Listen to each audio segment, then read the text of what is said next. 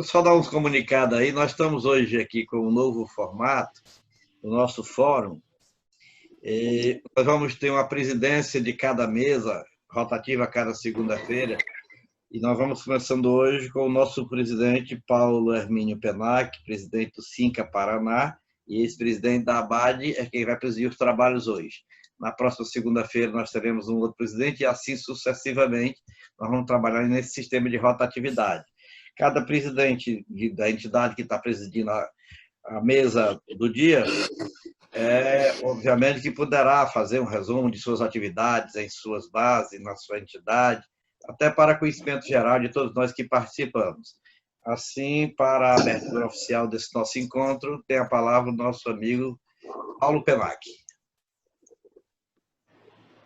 Oi, doutor Damasceno, nós queremos agradecer a deferência do amigo de nos convidar para ser o primeiro evento. Esperamos que todos os eventos aí sejam cada dia com mais participação. E o Cinca Paraná, presidente Sandoval, demais presidentes que estão aí, eu não estou conseguindo aqui identificar todos os presidentes. Boa tarde, todos os companheiros que estão presentes, pessoal do Cinca. Doutor Fernando Ichical, nosso grande assessor tributarista, está aí conosco. O Cinca é uma entidade com 62 anos e ele foi fundado porque a federação precisava ter sindicatos e faltava um, aí o presidente fundou seu sindicato para poder fundar a federação. Então, nosso sindicato, infelizmente, o nosso Mauro, que por 30 anos foi o nosso executivo lá, nos deixou esse ano. Com certeza está lá em cima, na pátria espiritual, olhando por nós. E o sindicato, então, foi assim, faz um trabalho reunindo. Hoje nós estamos reunindo, temos aí um número de quinais muito grande. Vamos dizer, quando acabou a contribuição sindical, nós recebemos de presente todos os quinais aí de atacadistas. Então, nós reunimos um grupo muito grande de eletrodoméstico, animais vivos, carne, alimentos, produtos farmacêuticos, representando todas as categorias. Então, aumentou o serviço e diminuiu a receita. Mas o sindicato tem, assim, o presidente Piana, que é o presidente da Federação do Comércio, nosso vice-governador, tem um carinho muito especial para o nosso sindicato. Nós somos o segundo maior sindicato do Paraná, e os demais sindicatos são fracionados. Supermercados então tem sindicatos lojistas. E nós abrangemos o estado todo. Então, por isso aí, o sindicato, tudo que a gente necessita, a federação está sempre junto, apoiando, fazendo tudo. Então, é um sindicato que tem, assim, a federação, o pessoal todo lá tem um carinho muito grande por nós. Então, hoje, temos aí o Marcelo, pode me ajudar aí a falar todas as categorias que nós estamos representados aí. Eu estou sem a minha colinha aqui.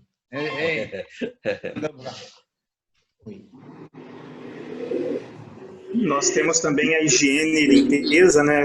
Produtos de higiene e beleza, né, seu Paulo? Também que entrou para nós. Toda a parte de atacadista de alimentos, carnes, frutas, verduras, lubrificantes também. Tem diversas categorias que entrou nessa alteração, nessa inclusão que nós fizemos, né?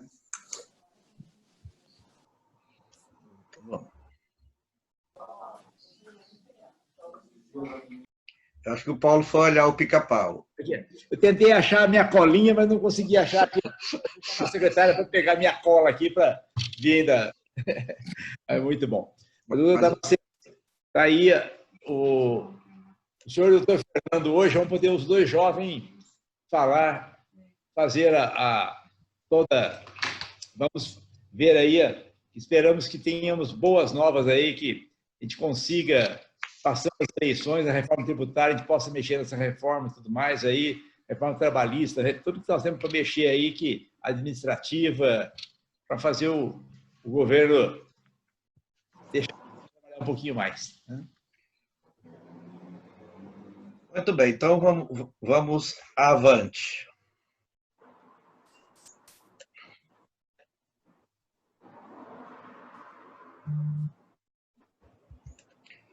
Que legal.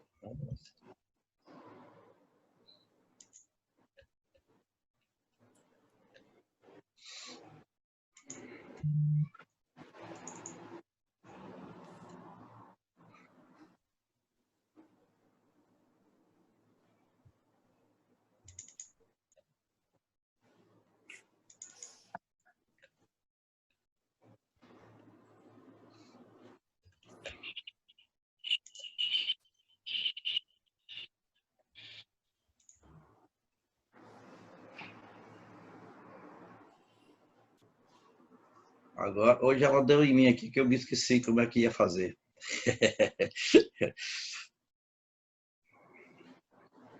É que hoje é segunda-feira e no Ceará o pessoal ainda estão na Praia do Futuro, ainda estão bem devagar. Certo. Mas vamos lá que ele chega já lá. Hoje foi uma certa perda aqui de oportunidade de já deixar no ponto. Então, ficamos assim dessa forma, sem cozinhar bem.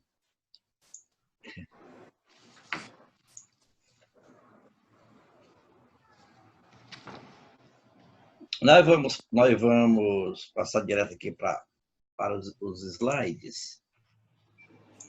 Exterior?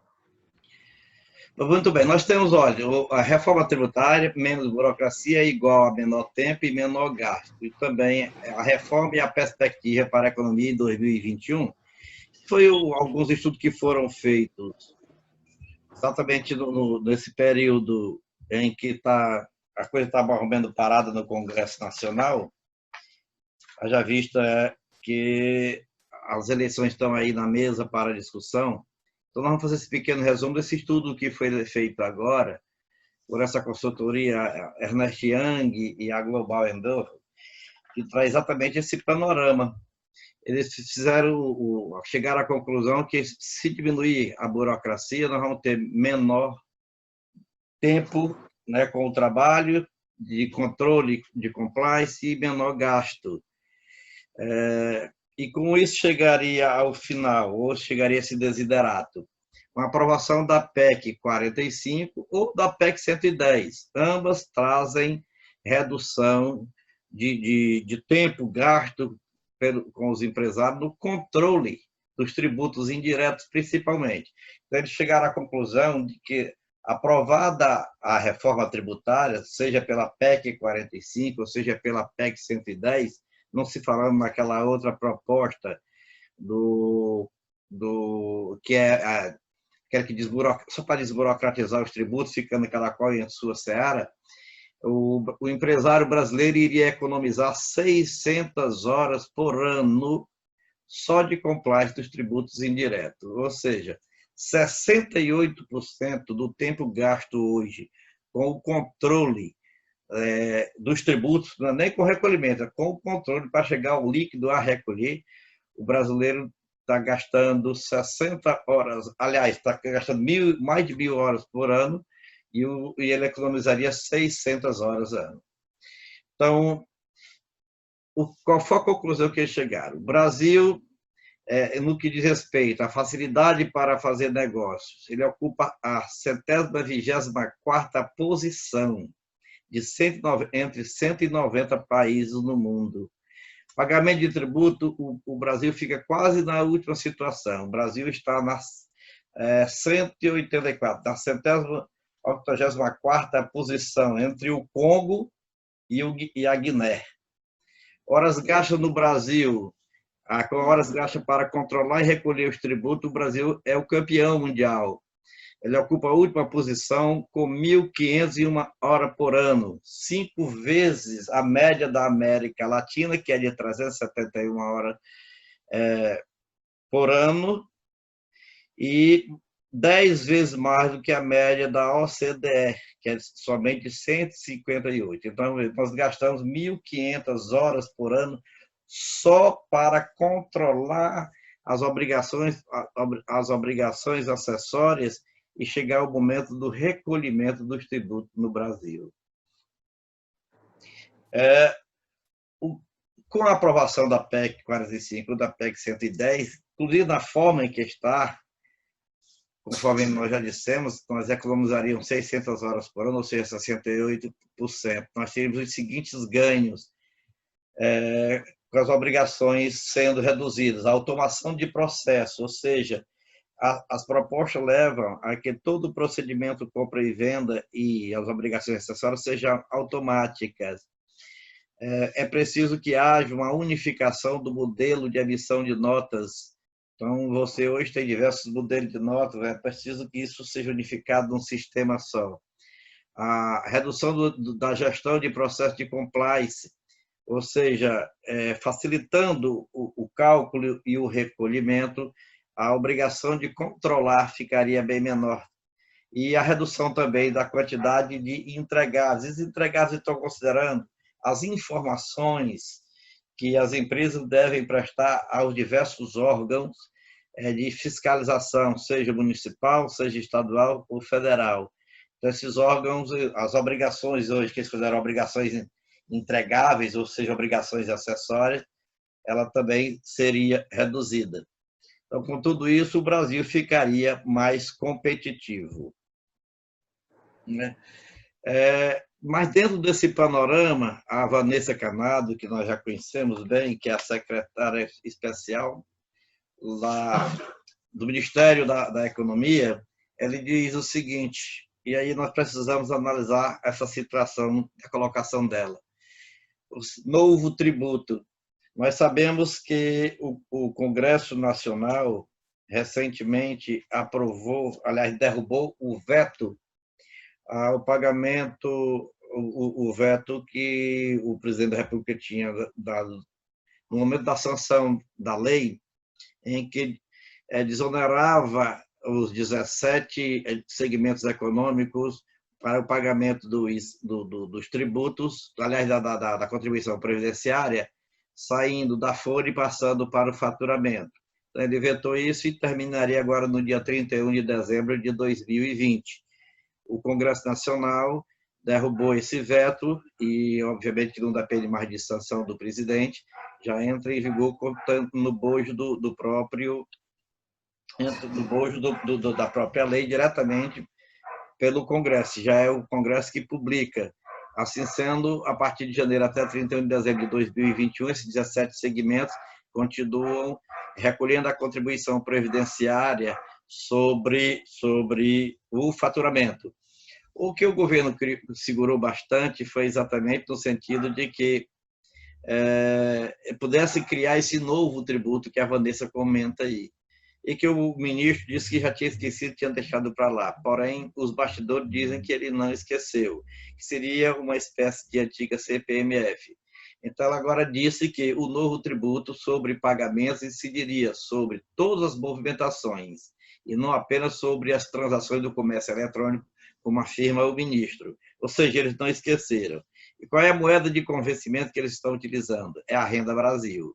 Ou seja, é esse lado social que o presidente deseja implementar para tirar a autoria da Bolsa Família de governos anteriores e colocar a figura do atual presidente, obviamente, com a intenção da reeleição. Os exemplos pelo mundo afora não são muito favoráveis a isso. E se afirma o seguinte, que quem quiser organizar a economia de um país não pode pensar em reeleição, porque é difícil, é desgastante. Então, se quiser realmente organizar, a economia tem que tomar medidas duras, e essas medidas desagradam. Se você vai para o lado social, não consegue levar avante as medidas necessárias para que o Brasil volte a crescer na escala V, ou seja, na verticalidade, saída do poço para o cume. Mas, enquanto o Congresso discute isso e faz alguma coisa, o Poder Executivo não encaminhar praticamente nada para a discussão, o Supremo Tribunal Federal vem fazendo o seu papel. Ultimamente, 41 decisões do Supremo Tribunal Federal agora durante a pandemia. Já está passando. Oi? Estão me ouvindo, não?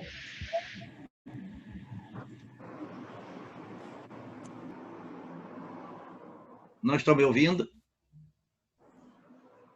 Ah, ok. Então, voltando.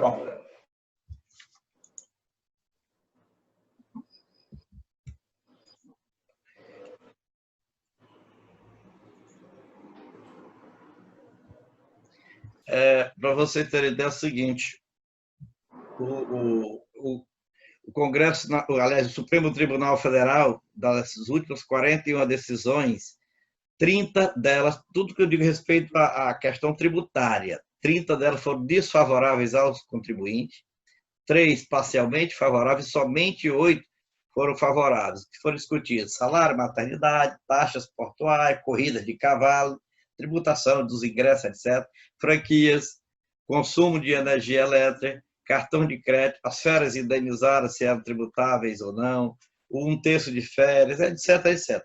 Então, foram 41 julgamentos do Supremo Tribunal Federal à distância, e dessas 30 foram desfavoráveis aos contribuintes. Por conseguinte, dentro de uma visão fiscalista, o Supremo Tribunal Federal tem exatamente dado apoio ao governo federal, esse apoio que ele não tem conseguido através do Congresso Nacional. E as perspectivas para 2021? Primeiro, a criação desse novo tributo, né, que a Secretaria de Política Econômica não quer dispensar, inclusive estudo bastante, já está bem aprofundado para que seja apresentado logo depois das eleições municipais. E a justificativa é uma retomada em V da economia brasileira, com a previsão da alta do PIB acima de 3% em 2021, gerando emprego, crédito e consolidação fiscal. O problema está exatamente nesse item, consolidação fiscal, porque na consolidação fiscal é preciso que haja a preservação do teto. E, comprovadamente, no governo federal só tem um ministro trabalhando para manter o teto fiscal estabelecido do governo do Michel Temer. Chama-se Paulo Guedes. Os demais querem gastar mais, porque se não tiver dinheiro para gastar, não faz o social. E não fazendo o social, obviamente o governo sai um pouco prejudicado na visão pública. Mas essa consolidação do fiscal é que é necessária para que possa trazer segurança para o empreendedor. A produção industrial em setembro de 2020 já deu um alívio, apresentou um crescimento de 2,6% em relação ao mês de agosto. Eles estão programando, dentro dessa previsão de aumento da produção industrial, que em 2021 o PIB tenha um crescimento positivo de 3,34%. Nós estamos com crescimento negativo. A taxa Selic, que hoje está de 2%, passará em 2021 para 2,75%. E o câmbio permanecerá em torno dos 5%, eles prevendo um limite médio de 5,2%. Então, esse é o panorama que eles estão apresentando dentro dessas previsões na Secretaria, na SPE, Secretaria ligada ao Ministério da Economia. Ao Ministério da Economia. Óbvio que esse resumo, esse pequeno histórico que nós pegamos dessa pesquisa que foi feita, da programação que está sendo apresentada nos estudos da SPE, do momento em que nós estamos agora, se não vier uma segunda onda dessa Covid-19, talvez se consiga chegar lá. Mas esse é o panorama do momento em que eu trouxe para que nós possamos hoje discutir mais um pouquinho do que deve ser feito, de quem apoiar e como se apoiar. Isso aí. Presidente, é essa a mensagem do dia.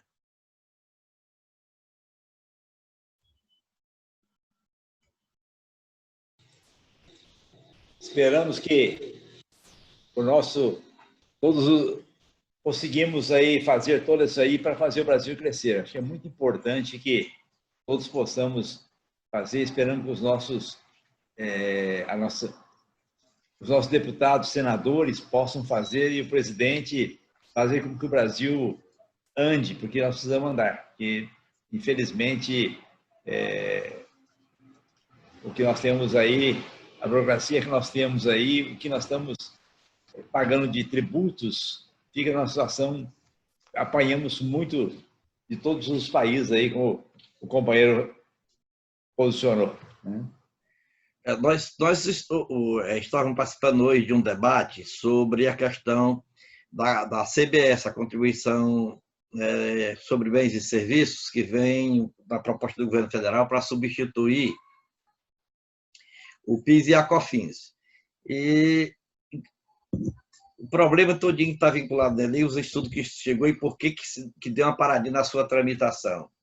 É o número de empresas que estão sendo tributadas no PIS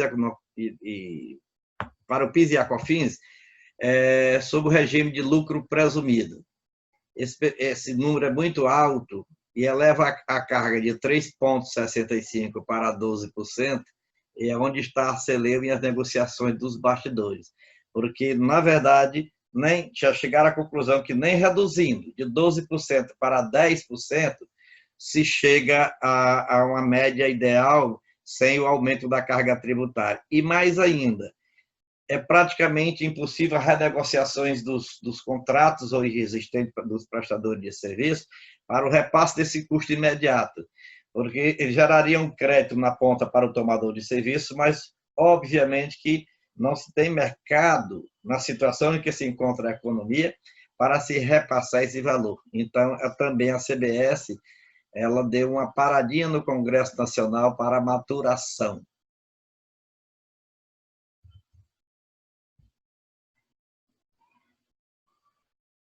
Comentários abertos, discussões também.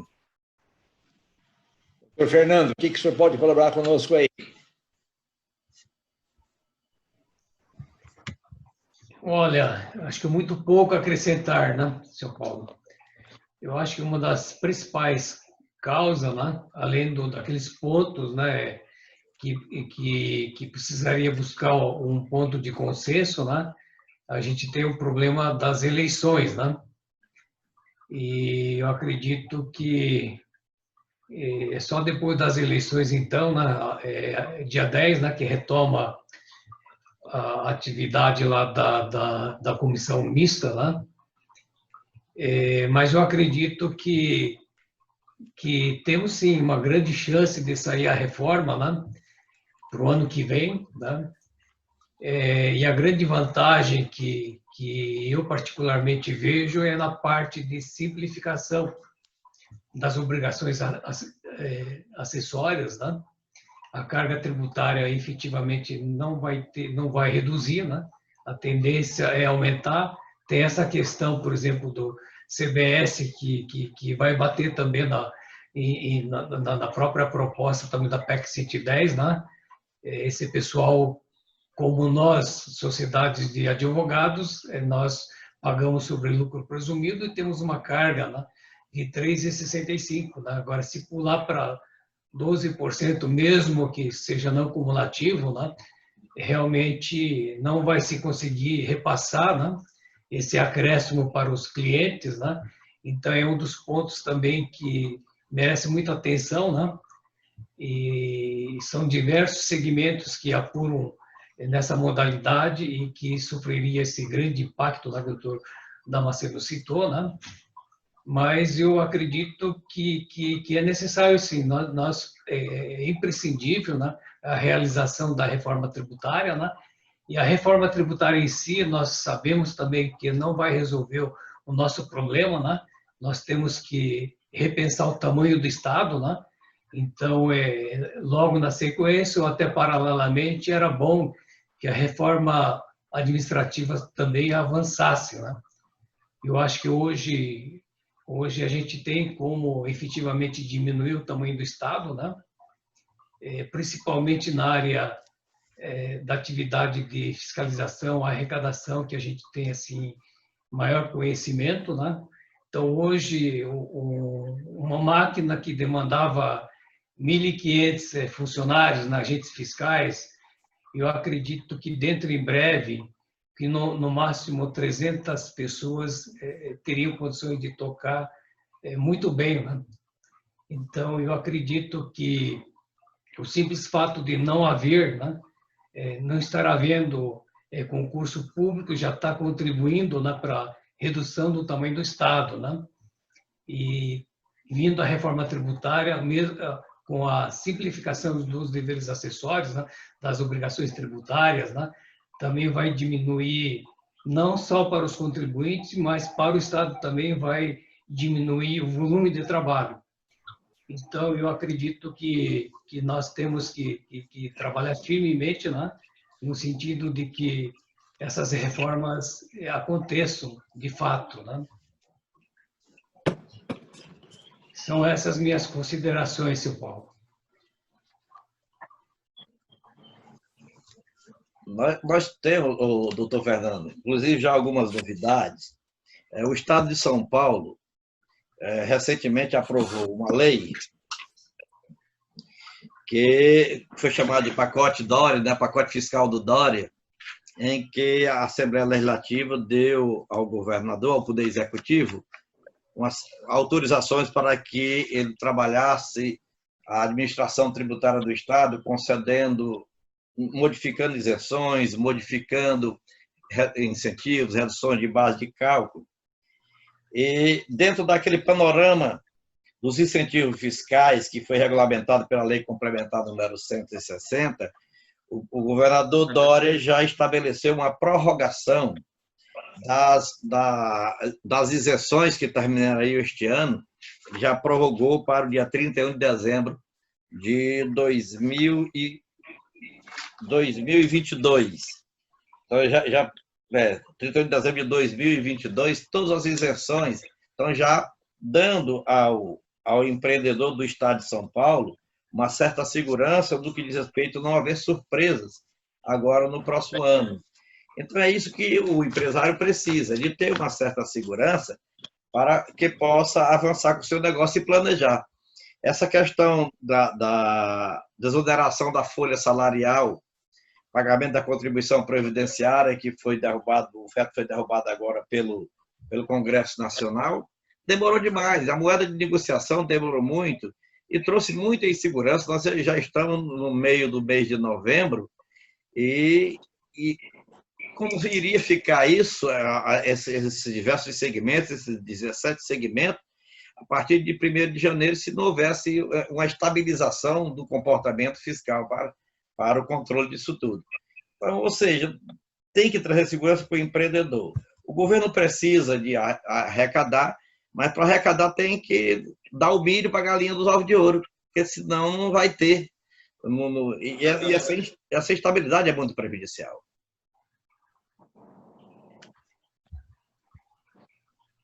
Sandoval, falou?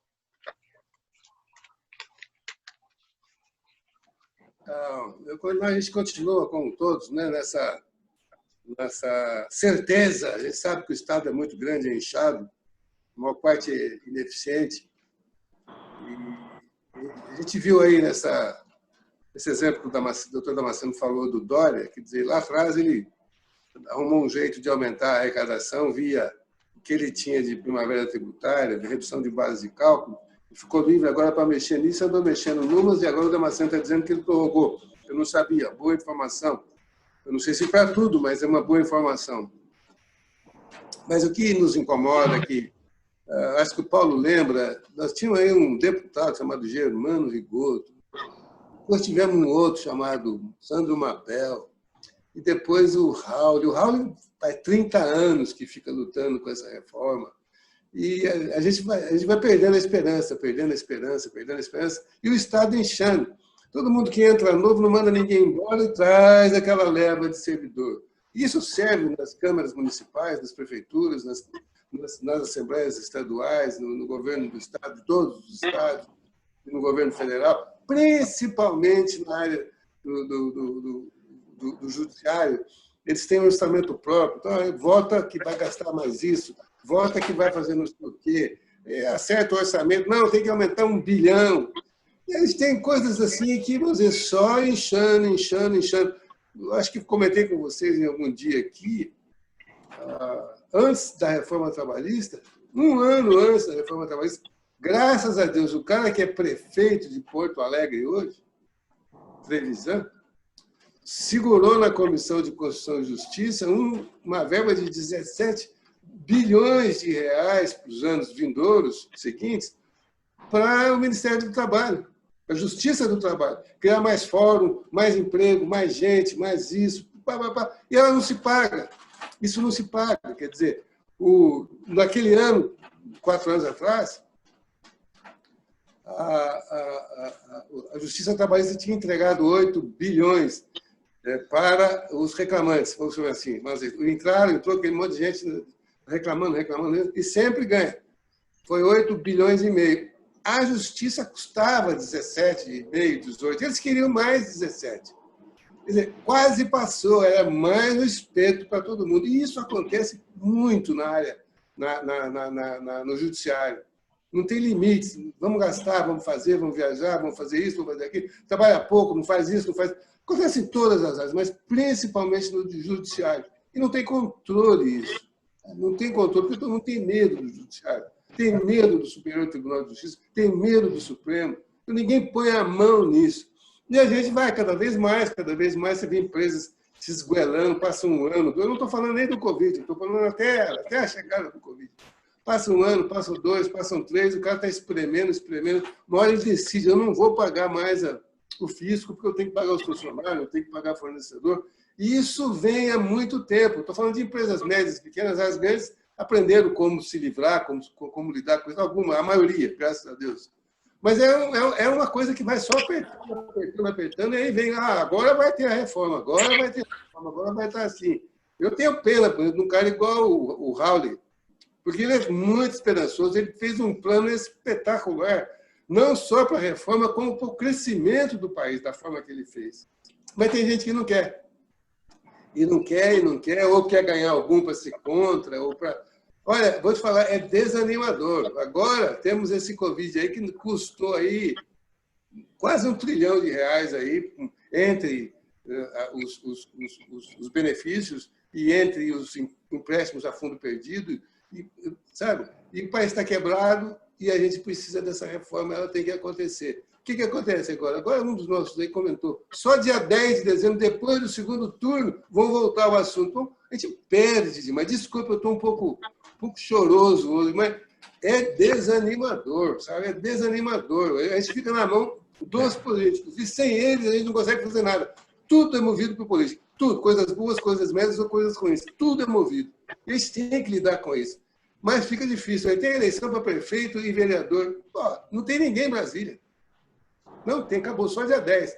Então isso realmente desanima. Desculpem um pouco o meu lamento, mas, meu Deus, né? A gente tem tanta coisa boa para fazer nesse país, e pode fazer, mas precisa um pouquinho de sorte, sei lá, estamos com um pouco de azar aí, sei lá. Seu Sandoval, eu venho acompanhando a reforma tributária, né? Desde os anos 90 e pouco, né? Na época, assessorando o governo do estado do Paraná. Eu nunca vi assim um clima tão favorável como está acontecendo, né? Agora que todos os governadores estão a favor da reforma, né? Eu estou vendo duas questões aí que, digamos assim, está me preocupando. A questão do destino, a partir do momento em que Tocantins e algum outro estado levantou, né? Como é que ficaria a situação desses estados que têm um consumo pequeno? Realmente é um problema. Eles têm uma produção, são exportadores líquidos, né? E tem uma população pequena, então consumo pequeno e se operacionalizar o destino, né? Integral, realmente eles vão ter problema. Então é um dos pontos que eu acredito que vai ter que estudar muito bem, né? Eu acho que vai ter que prevalecer ainda o sistema misto, né? E outra questão é a criação de fundo, de que maneira que se promoveria, né? Os investimentos para a questão dos desníveis regionais, né? Afinal de contas, somos um país continental, né? Então nós temos esse grande problema, né? e tem que ter um fundo, alguma verba para poder promover, então, o equilíbrio, né? Equilíbrio regional. Então, são esses dois pontos, né, que, na minha opinião, né, vai demandar assim, ainda bastante discussão, mas, pela primeira vez, todos os estados estão a favor, né? Se fizer a reforma só do ICMS, que saia também o CBS à parte, eu acredito que já simplificou bastante, né? E a questão de carga tributária, isso aí é uma coisa para gerações futuras, né? Vai ter que passar necessariamente pela reforma administrativa, pelo tamanho do Estado.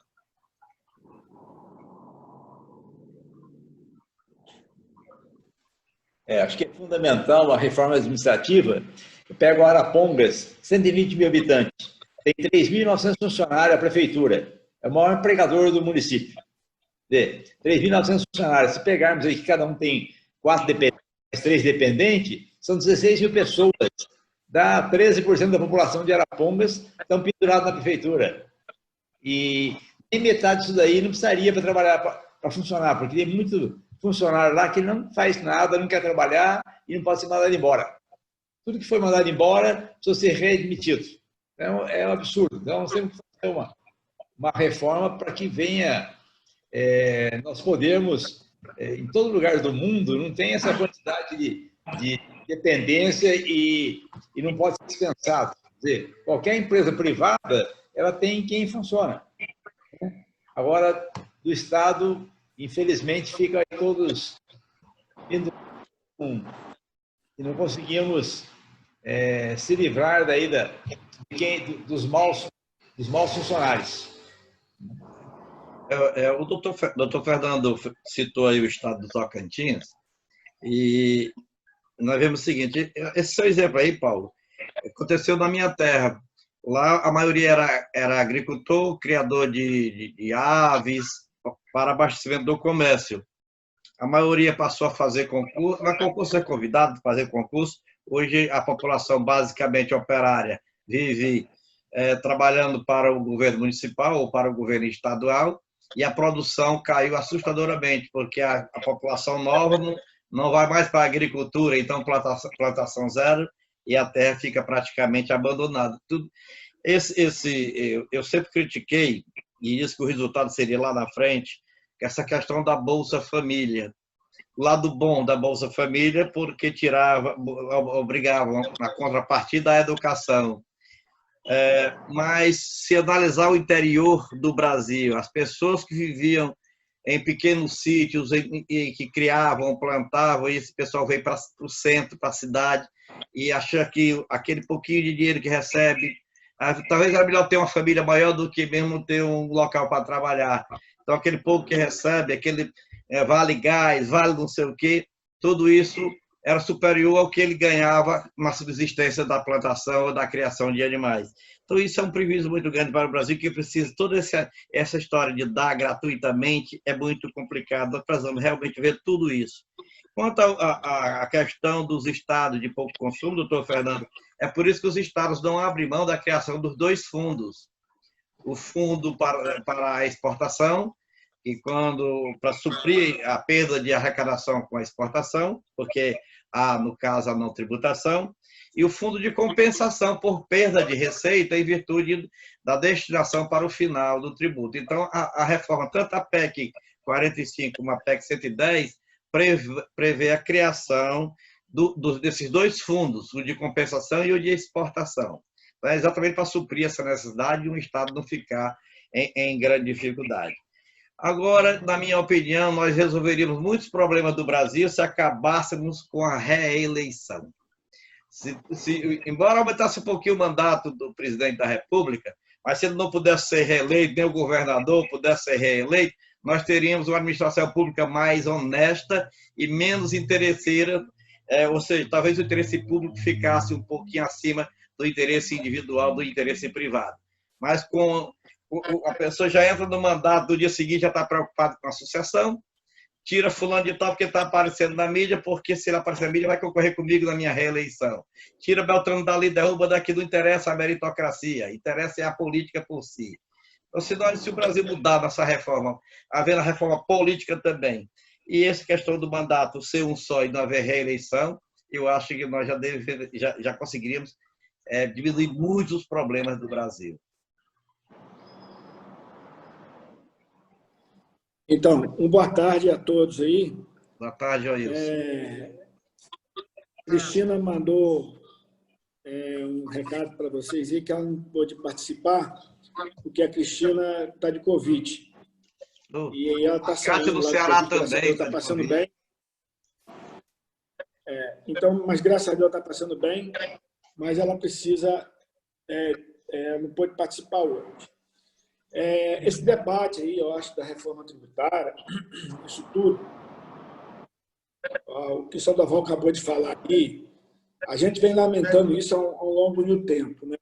E a gente, eu acho assim, nós, como empresários, que sofremos mais, que estamos aqui na ponta, fazendo o trabalho para o governo, que a gente faz esse trabalho para o governo, a gente que pega o dinheiro, né? Faz a coleta e leva para o governo. Eu acho que nós poderia ter mais força nisso e ter assim, uma luta mais eficiente, eu não sei.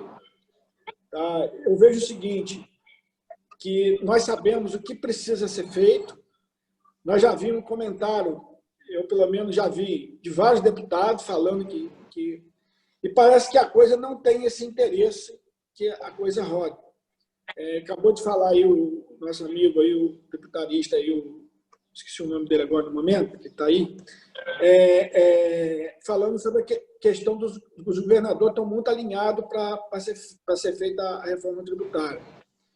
Mas ainda eu entendo que eu acho que nós podemos trabalhar mais um pouco em cima disso. Eu não sei qual é a maneira que a gente tem que fazer e qual o tamanho da força que a gente tem. Mas eu acho que a gente deveria criar um movimento, não sei. Eu sei que cada um está tentando fazer o seu papel. Mas eu acho que precisava da gente estar mais unido, da gente estar mais forte e pensar em um todo, não pensar só naquilo que a gente interessa, no momento que a gente quer, e a gente lutar mais sobre isso. O Sandoval deu um desabafo aí, ele falou claramente do que ele sente, e é verdade. Nós, empresários, nós só temos direito de pagar os impostos, e quando a gente não paga, a gente perde tudo que tem, porque aquilo tudo que a gente construiu. Então, é assim, eu acho que esse fórum é um fórum muito valente, é um fórum muito forte. Já estão aí já com 6 meses com esse fórum aí, trabalhando. E eu vejo que ele tem um conteúdo que pode ser exemplo para os outros estados e outras regiões. Eu acho que a gente deveria, Sandoval, buscar aí mais uma força aí nos outros estados e tentar ver se a gente consegue, desse movimento que você está fazendo aí, nesse mesmo modelo, tá? Ver que a gente conseguir contagiar mais os outros empresários e tem os outros segmentos também sofrem. Tem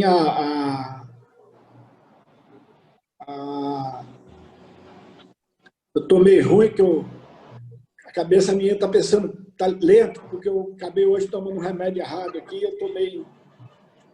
A gente tem a OMEX, que é uma entidade que é mãe de todas as entidades, mãe não, que concentra tudo nela, né?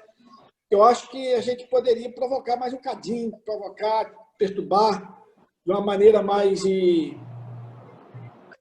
contínua. Eu acho que tudo que a gente faz, que a gente dá uma continuidade, como esse fórum aqui está dando uma continuidade. Aquilo que a gente faz como continuidade, ele vai dando uma sequência em determinadas coisas.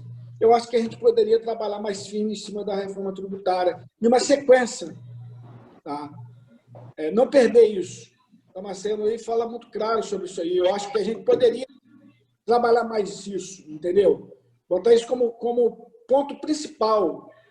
E que eu acho que é um ponto principal por tudo que a gente fala, que a gente trabalha. Você vê que no estado do Rio é uma luta, a gente fica em uma briga, e eu sei que todos os estados é assim, pega Estado brigando com o Estado, e assim, e a gente fica nesse meio, e quem paga essa conta é quem compra, quem paga essa conta são nós como empresários, e tudo é difícil, é tudo complicado, daqui a pouco você está trabalhando, o fiscal vem e diz que a gente está errado trabalhando daquela maneira, aí quer multar, é uma confusão que a gente não entende como empresário.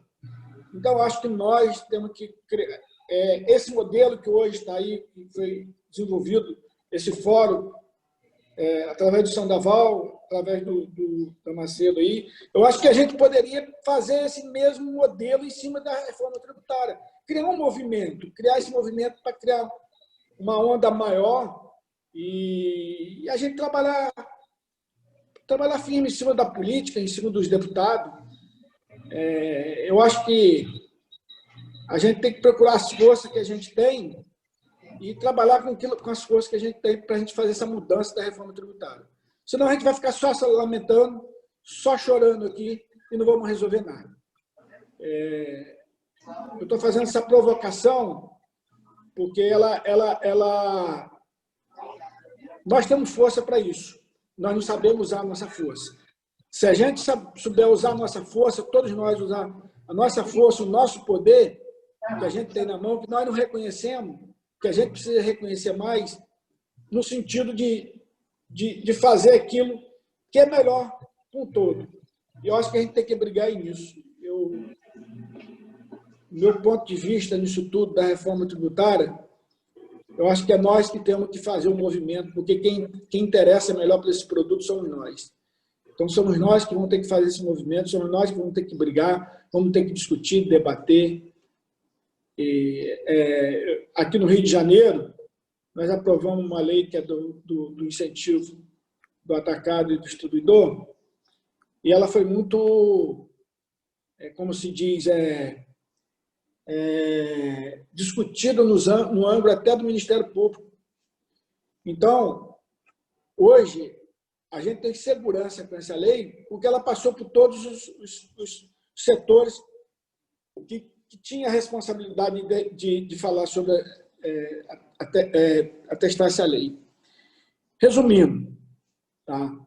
Nós gastamos muita energia, gastamos muito tempo para cada estado, cada um de nós que temos um estado, defendendo nosso território, nosso quintal. A gente tem que trazer isso para o âmbito nacional e defender também no mesmo formato. E defender a reforma tributária. Essa é a minha opinião. E acho que se a gente brigar mais, eu acho que a gente vai conquistar mais. E se a gente estiver mais unido, nós vamos conquistar mais ainda. Eu acho que só assim nós vamos contribuir para essa reforma tributária, como se diz, andar com mais velocidade e fazer do tempo que a gente quer, que é necessário, que a gente quer, que tem necessidade.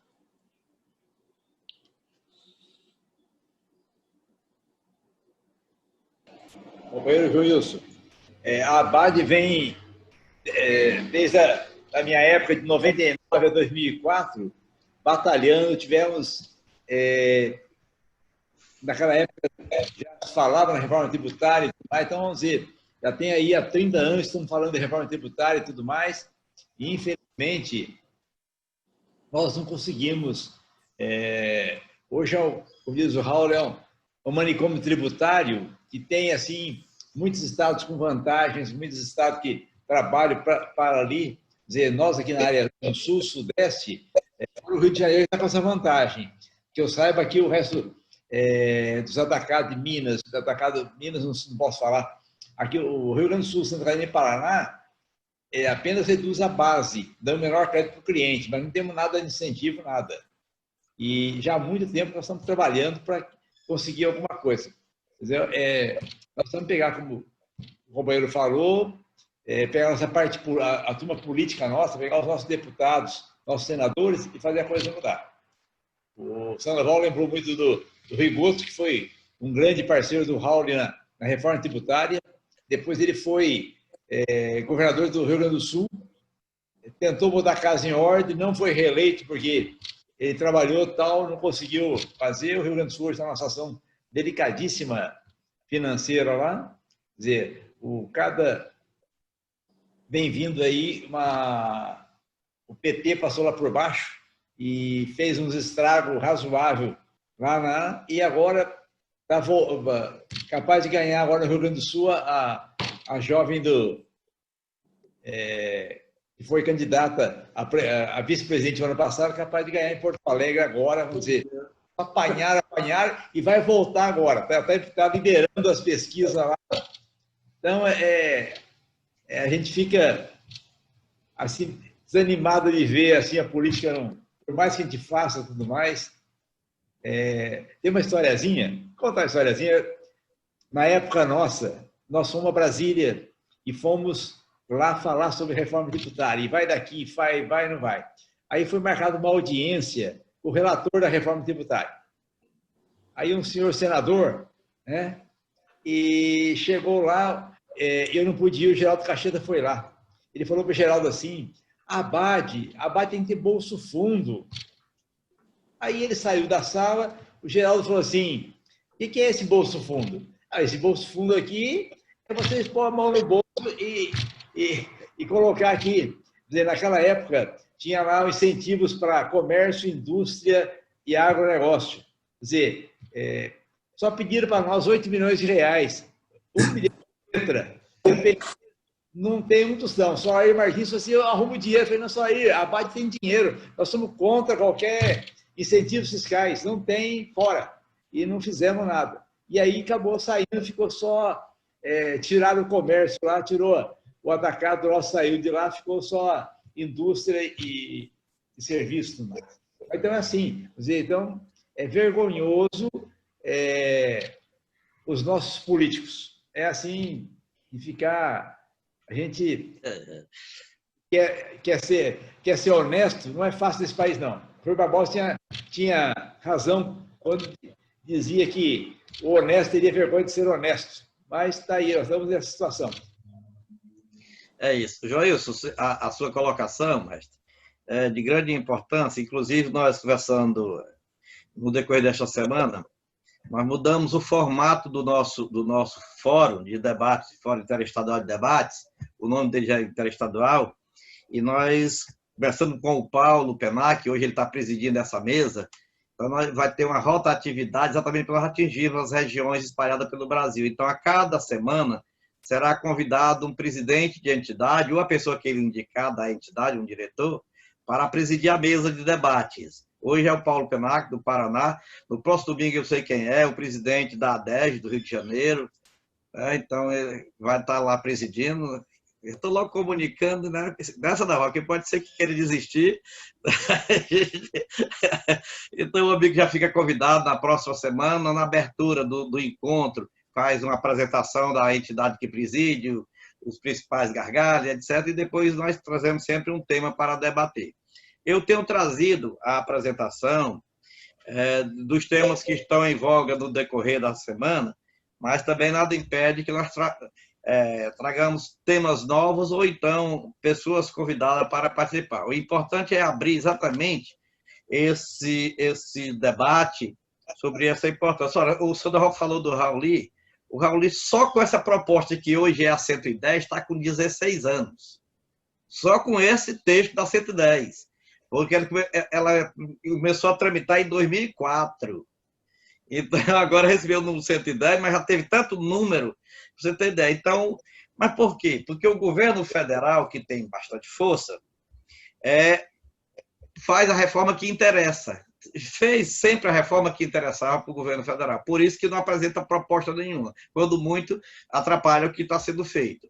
Como disse o doutor Fernando, os estados, da primeira vez nós estamos vendo os Estados Unidos, não é da América do Norte, não, é nossos Estados Unidos aqui, no sentido de fazer uma reforma, pelo menos para diminuir a burocracia, principalmente do ICMS. Então, é a oportunidade realmente das entidades, principalmente as que têm os bilhões que o Paulo falou, né? Chegar junto para conseguirmos, para conseguir essa reforma. Então, como a gente não tem esses milhões, vamos devagarinho. Como dizia um matutinho, um agricultor aqui, ele disse que o roçado dele era grande e ele não tinha como pagar o auxiliar, e ele ia roendo pelas beiradas, ia roendo, ia roendo, ia roendo, ia roendo. Um dia ele terminava de limpar o roçado todo, a roça toda, né? E assim, acho que com esse trabalho de formiguinha, nós podemos crescer bastante. Já estamos caminhando um pouquinho, aquele projeto dos incentivos fiscais já tomou direcionamento e a coisa vai funcionar. Então, acho que com calma e com união nós podemos chegar lá sim. E precisamos ver os principais pontos. Olha, se um dos gargalos maior para o Brasil é que toda a administração pública fica subordinada ao interesse de uma reeleição, porque não se trabalhar para se acabar com a reeleição no Brasil. Né? Esse é difícil, mas são só pontos-chave, governadores, prefeitos e presidente da República. Basta essas figuras não ter reeleição, os demais podem ter, não tem problema. Então, nós já diminuímos um grande problema nisso tudo aí. Lembro-se que na época do Sarney, o mandato parece que era de 5 anos e não tinha reeleição. Houve a primeira negociação, baixou para 4 anos com reeleição. Então, o erro foi ali. Né? E a gente precisa ter esse cuidado realmente e eleger os principais pontos. Nós vemos o seguinte, as entidades se unem, quando nós vamos analisar a pauta, 30, 40 projetos de lei. Não anda nenhum. Nós temos que eleger os principais. Nós temos que eleger aquele que está na vez, aquele que mais atende. Deixa que cada entidade vai defender os seus interesses lá. Na hora do voto coletivo, ok, mas eu acho que o setor tem que eleger o que interessa ao setor. O Damasceno, foi muito importante aí a fala do Joilson. Com licença, né? Boa tarde a todos. Boa tarde, José. Presidente, eterno presidente.